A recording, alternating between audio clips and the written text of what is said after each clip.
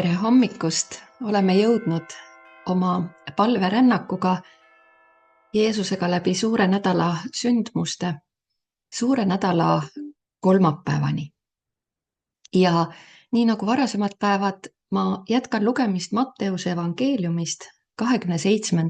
peatükist ja täna me oleme jõudnud nende sündmusteni, mis hargnesid siis lahti Jeruusalemmas, mil Jeesus mõistetakse surma. Jeesus pandi aga seisma maavalitseja ette ja maavalitseja küsis temalt: "Sina oled siis juutide kuningas?" Aga Jeesus lausus: "Need on sinu sõnad." Ent ülempreestrite ja vanemate kaebuste peale tema kohta ei vastanud Jeesus midagi. Maavalitsejal oli aga tava vastu pühi lasta vabaks üks vang, keda rahva hulk tahtis. Tollal oli vangide seas Barnabase nimeline kurikuulus mees. Kui nad nüüd olid koos, küsis Pilatus neilt: "Kumma te tahate, et ma lasen vabaks, kas Barnabase või Messiaks nimetatud Jeesuse?" Ülempreestrid ja vanemad keelitasid rahva hulki, et need nõuaksid Barnabast. Jeesus aga tuleks hukata. Maavalitseja küsis siis veel kord: "Kumma neist kahest te tahate, et ma vabaks laseksin?" Nemad aga vastasid: "Barabas." Pilatus küsis neilt: "Mis ma siis pean tegema Jeesusega, keda nimetatakse Messiaks?" Nad ütlesid: "Löö ta risti." Kui siis Pilatus nägi, et ta midagi ei võinud parata, vaid lärm läks aina suuremaks, siis ta võttis vett ja pesi rahva hulga ees oma käsi öeldes: "Ma olen süüta selle verest, küll te näete."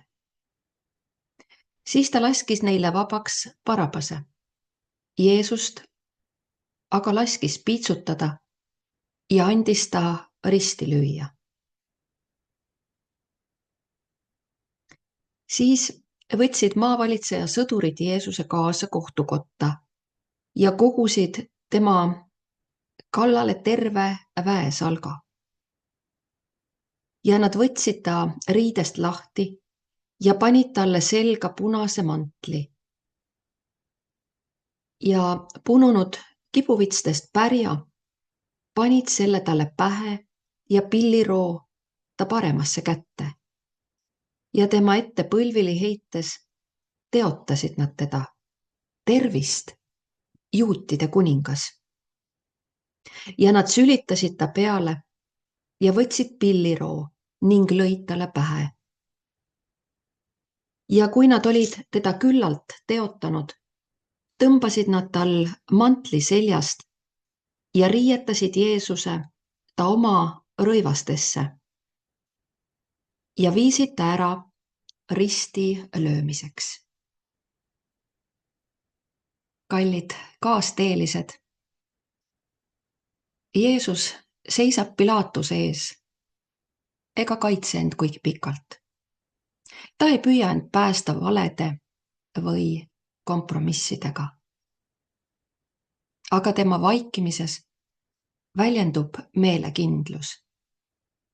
Ta teab, mis on tema tee. Rahvas valib Barabase. Nõnda lükatakse süütu kõrvale ja kuritegudes süüdistatu vabastatakse. Omal moel see peegeldab maailma, kus õigust mõistetakse häälte valjususe või tugevama jõu kaudu. Täna loetud kirjakoht tuletab meile meelde ka väga isiklikku küsimust. Keda mina valin oma elus? Kas seda, mis on mugav ja populaarne, või seda, mis on tõene ja õige?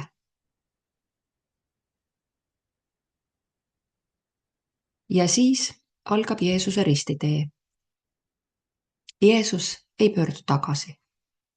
Ta võtab vastu tee, mis on raske, kuid mis on täis armastust ja veendumust kannatuste õigsuses. Küllap on meiegi elus nõnda. Ka meie elus on hetki, kus kutsumus ei ole võib-olla lihtne, kuid on õige ja me oleme veendunud selle kindluses. Meilegi on küsimus. Kas mina julgen seista tõe poolel ka siis, kui see ei ole populaarne? Ja kas ma usaldan Jumalat ka siis, kui minu tee muutub raskeks? Need on küsimused, mis meid tänasel päevateekonnal võiksid saata ja mille üle saame mõtiskleda. Ja nüüd me palvetame üheskoos. Issand, anna mulle julgust jääda ustavaks tõele. Rahu, mitte karta. Ja mitte karta ka rahu eest seismist. Luba, et ma ei laseks ennast kõigutada inimeste arvamusest ja usalduses käia oma teed koos sinuga, isegi kui see on vahel raske. Ma tean, et sina oled alati minuga.